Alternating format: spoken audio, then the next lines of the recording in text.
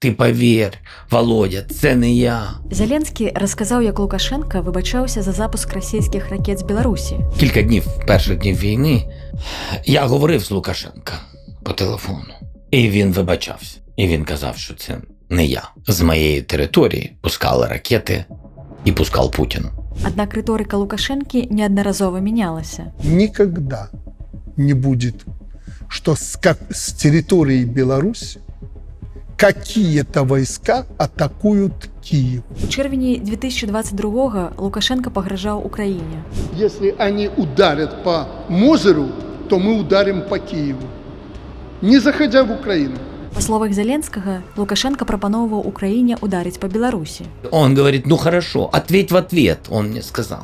Ударь по нефтеперерабатывающему заводу. Ты же знаешь, как он мне дорог. Мозельский чи як? Він не пам'ятає? Мозельский завод. Я ему говорю, ты о чем говоришь? Как только вы перейдете нашу границу или будете нацеливаться на Мозырский нефтеперерабатывающий завод, у них такая шальная мысль была, мы мгновенно ответим.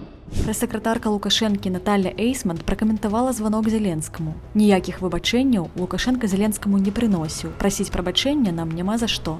З яе словаў, размова адбылася праз эмацыйную рэакцыю Колі Лукашэнкі. У яго тэлефоне быў асабісты контакт Зеленскага, расказала Ейсман. Я пам'ятаю цю розмову. Я йому сказав, що я вважаю, я йому сказав, що ти такой же убійця.